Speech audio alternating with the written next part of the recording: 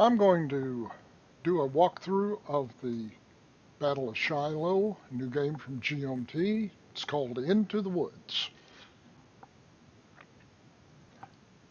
One or 2 points to be considered is that most of the board is covered by woods or forest. There are few open field areas, and these play a significant part in the battle. The game starts at 6 a.m.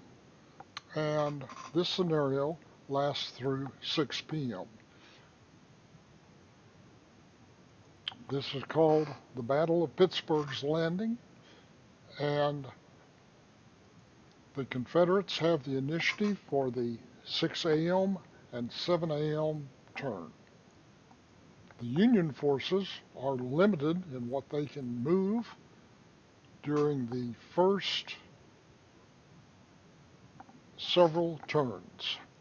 Several special rules include the fact that all on-map Confederate units have 3 activation markers in the 6 a.m. turn.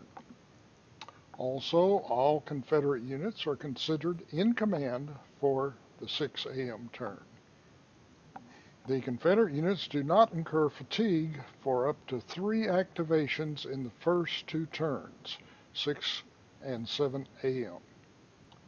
March orders aren't allowed until 9 a.m. for the Confederates and 10 a.m. for the Union. Confederates must maintain a continuous line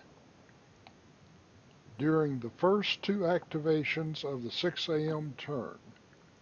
The Union player has to use the alert schedule for the historical April 6th battle to determine the number of activations for Union commands through the 8 a.m. turn. They also use the roar of battle rule to determine defensive missions for the brigades of the 1st Tennessee, 2nd Tennessee, and 4th Tennessee divisions. That covers about the major rules that we need to follow, but as other rules come up, we will take a look at them and I will explain them. Normally, efficiencies would be drawn for the units on the board, Bragg and Hardee at this time, 2nd Corps under Bragg, 3rd Corps under Hardee, but because the Confederates are allocated 3 AMs, activation markers, for each of the divisions on the map, Ruggles, Withers, and Hindman will get 3 activations each. There are the activation markers for the units on the board for the Confederates. Now we will bring up the activation markers for the Union player. Following the alert schedule for the historical scenario, we go to alert at start. Prentice gets 2 activation markers and then we'll roll for the 6 a.m. activation number of activations that he receives. Here's the roll of the dice, and it is 9. That means that Prentice receives 1 activation to add to his 2 that he's already received. Prentice is the 6th Division of the Army of the Tennessee, and if you look in, you will find here are the 6th Division's brigades. You will notice that there are 3 detachments of 100 men each. Each of these numbers represents 1 of these numbers represents 50 men, so 2 would be 100 men. And they are on picket duty out towards the southwest and the approaching Confederates. Detachment A, B, and C.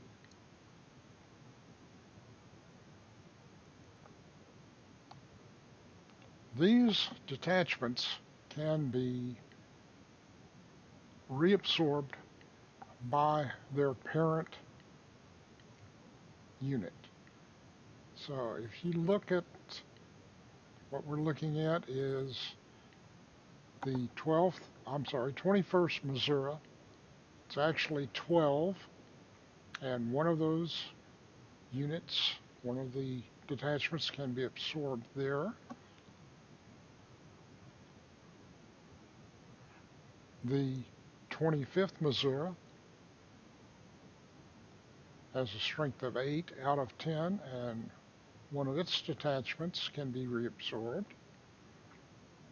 And finally, the 12th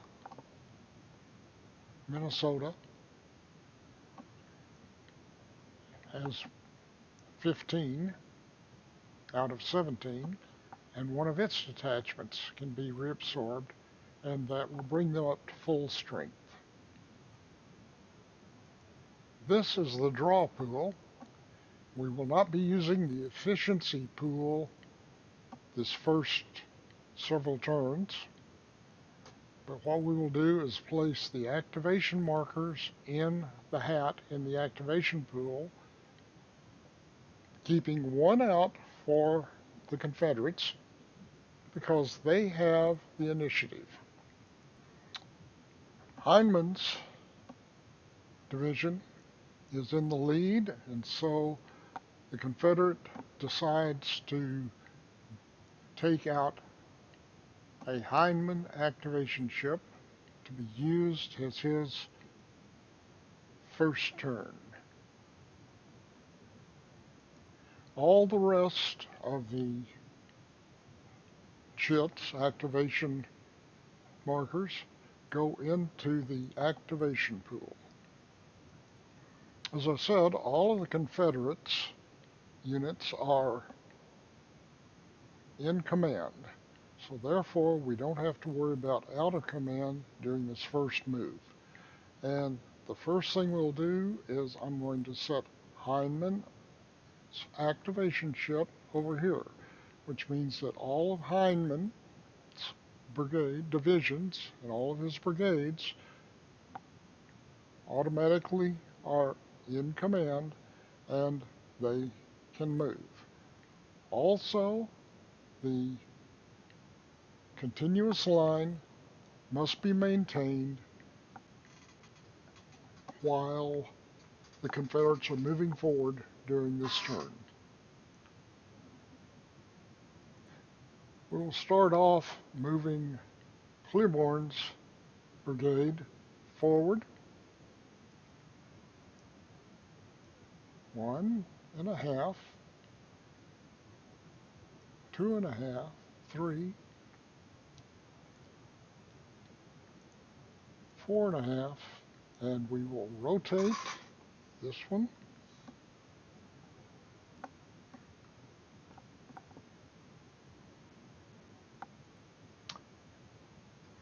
Units that are not in march command are in advance command this first several turns for the Confederate.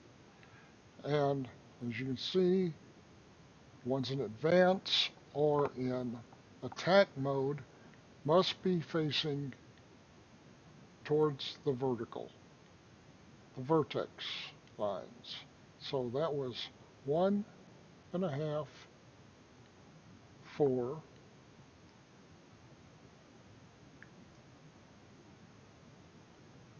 I'm sorry, that was 1.5, 3, 4.5, and 6. Total movement of 6. This chip here. I'll go ahead and move the others.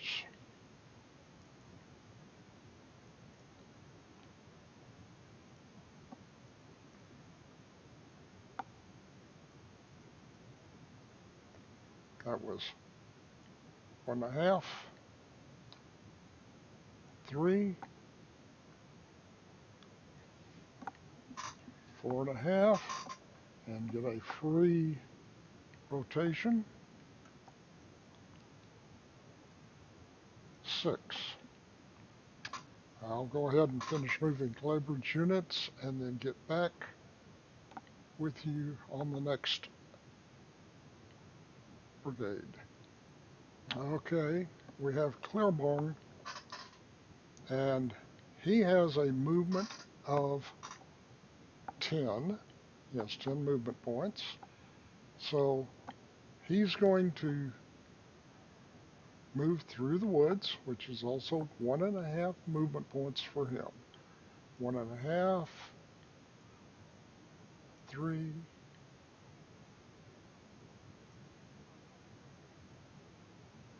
4.5, 6, 7.5. And we will stack him here. Moving forward again, we will move Trig A and B, which is a battery. They are a battery. They should be held together at all times. So they have a movement of 8, but the woods cost them, because they're artillery, 3 movement points each, and they have a total of 8. So we have 3, 6, 3, 6,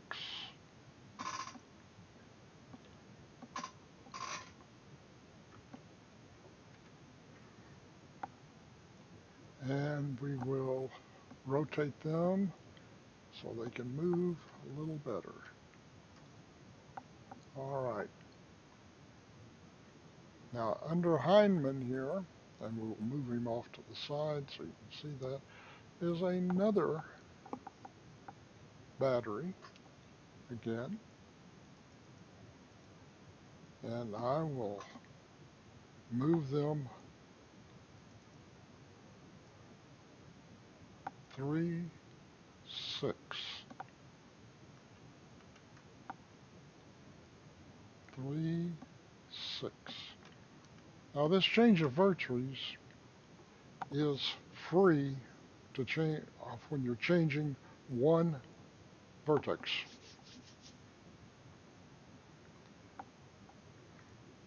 Also, we have another battery of artillery, and they will move forward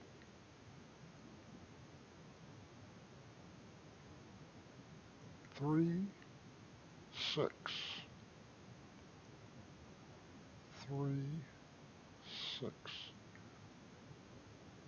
and rotate those.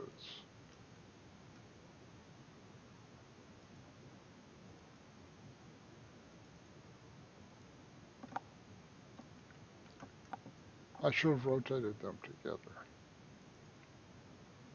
And let's put the A on top here. There we go. And finally, we're going to move Heinemann up so he will have a little more control and keep his units in command at the beginning of next term. So he has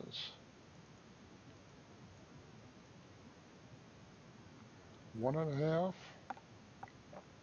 3,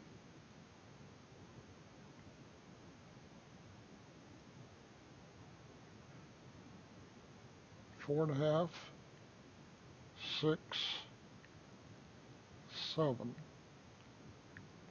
8. By placing him in this location,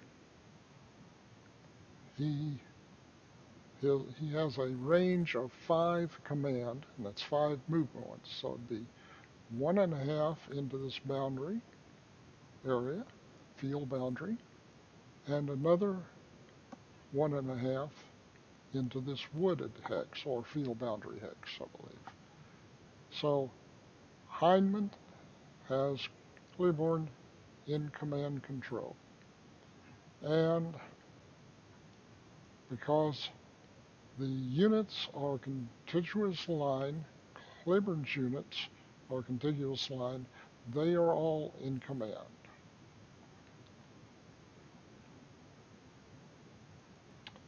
And I will move the advance information counter, and that's all it is information telling us that these units are in advance mode. Heinemann has 3 brigades, and we still have to move Wood and Shaver. And remember that all of the Heinemann's brigades have to be in a contiguous line at the end of this turn.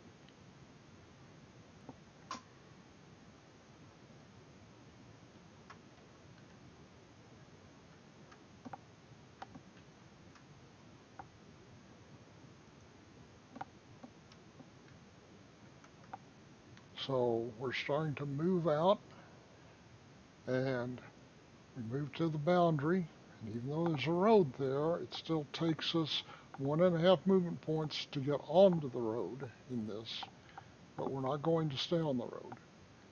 So that's 1.5 movement points. Clear field is 1 movement point, so that's 2.5. Again, a boundary, field boundary is 3.5, 2.5, 4, total of 4, and this is a clear hex, so he can move in there. Okay, here's this unit, which is, as you can see, it's one of Woods. You see the blue strip along the bottom, plus the fact that he has a blue strip in front of the G5. G designates it as being a green unit. So we're going to move forward again.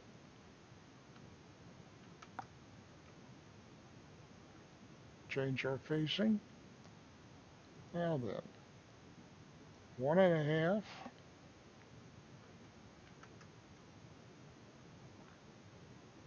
2.5, 3.5, 5.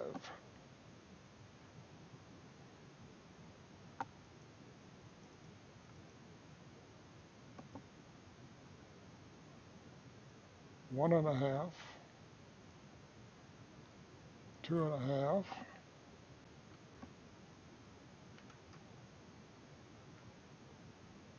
4, 5.5.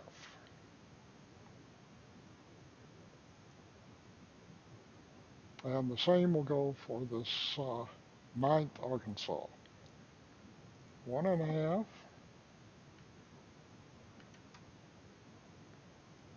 2.5, 4, 5.5. And again, we have another green unit, the 8th Arkansas, and he will move down the road. Now, moving down a farm path, which is what he's on, costs you 1/2 the movement points of the terrain that you're crossing. So in his case, it would not be 1.5, it would be 1, because you always have to pay 1 in movement points. 1, 2. Now we're on to the main road. 3, 4. So they made it just fine there to that 4. Now we're going to move Woods forward. 1.5, 2.5, I'm sorry, 1.5, that's right, 2.5, 4,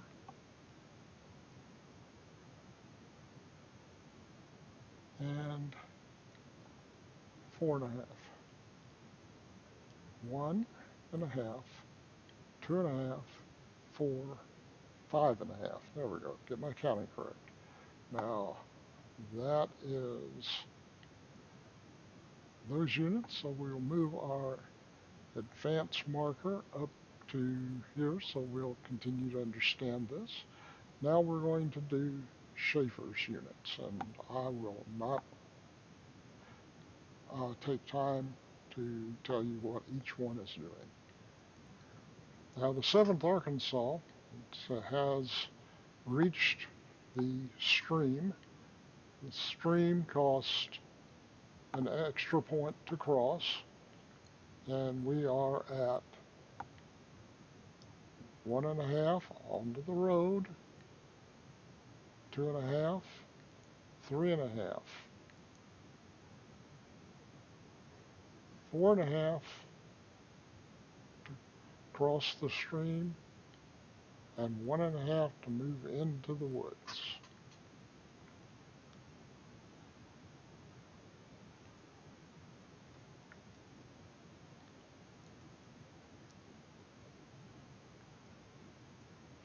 Okay, now then, we're going to continue on with these guys. 1.5, 3, 4.5.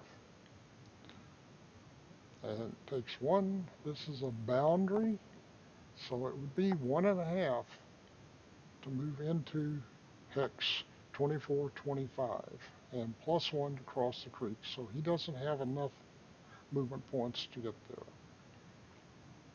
Let's continue on. Now that's a road, but he moved into a boundary, field boundary hex, so that's 1.5, 3, 4.5, and again, not quite enough to get over the stream. Finally, this last unit, 1.5, 3, 4.5, and again, he is stuck there. So now we're going to move Schaefer up. We want to keep him in command range of Hyman.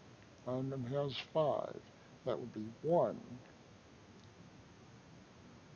2.5, 4. So he could move to this position or this position. I think we'll keep him on the road. So that's 1, 2.5,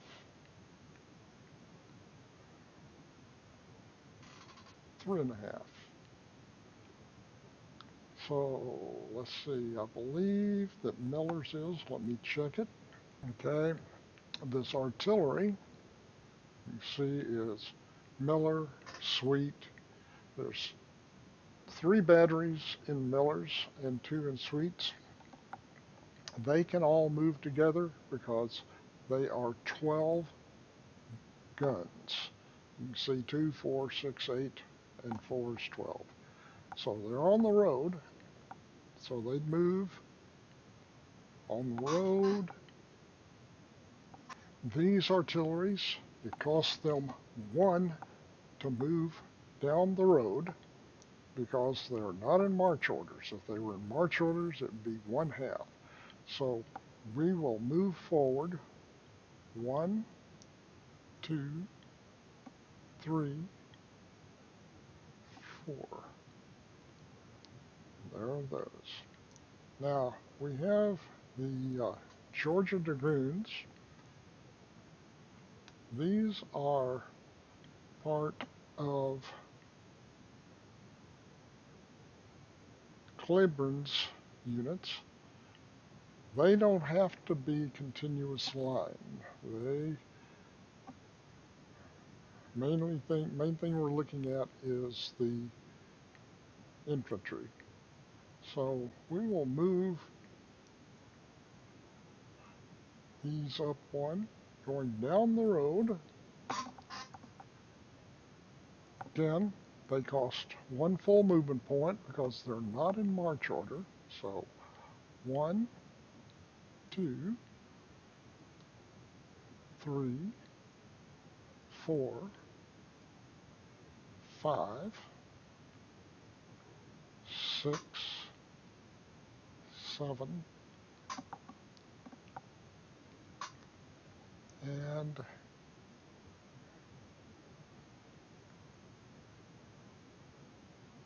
8.5. Move into the hex. I'm sorry. That should be checking the road movement again. In the woods is 2. So that was his movements total there. Now then, this artillery again, another battery, which is part of Woods's brigade, or attached to Woods's brigade, moves forward. Going down the road is 1. I'm just checking my road movement.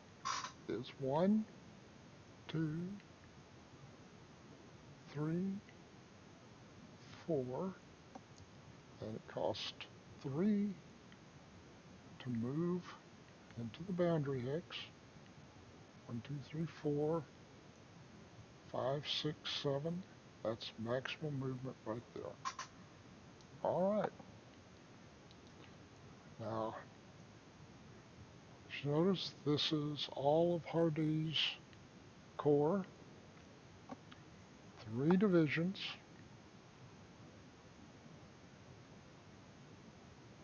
Sorry, I said divisions. Hindman's, this is Hindman's division, and there are 3 brigades attached to it. Now let's check again. Hindman is here. He must be within 5 movement points of the next lower leader to have him in control. Okay, there is Schaefer. So we go from Hindman, which would be 1, 2.5,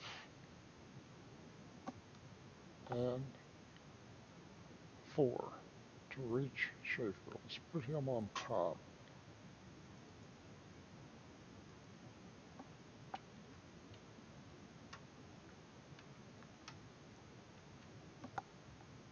So we can see where our leaders are. There we go. Okay. He's also command control in this game. The Woods count 2 for command.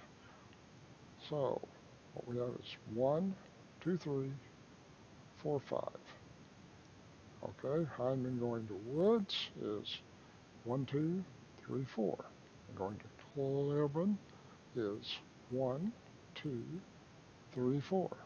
So all of these units are in a contiguous line, and their leaders are all in command at this point. So what we would do at the end of this turn, the end of this movement segment, was that's all of Hindman's movements. We would take Hindman's card, and we would first of all put Hindman's in here so we know how many activations he has accrued. Also, the thing about this is that when playing against opposition, another opponent, you would not tell him how many activations each of your corps or each of your divisions had. Although you would know this first couple of games because it said so in the rules.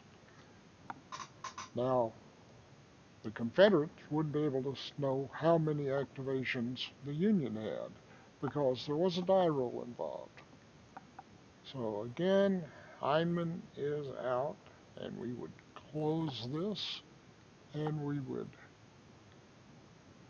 go to the draw pool, and the next draw pool, ooh, another Confederate. So we flip that, and it is Ruggles' division. So where is Ruggles? Over here. There you go. So, because they are still in command this first turn, we will activate Ruggles and all of his troops, which turns out to be Pond, Anderson, and Gibbon. He has 3 brigades under him. And these units would also be moving forward, but they are not under the compulsion of a contiguous line, so they can move most anywhere. And at this point, I'm going to stop because this recording is getting to be about 30 minutes, and I don't know if I can actually post it. So this is a little bit of the first segment of the Into the Woods Scenario 1. Let me know if you saw anything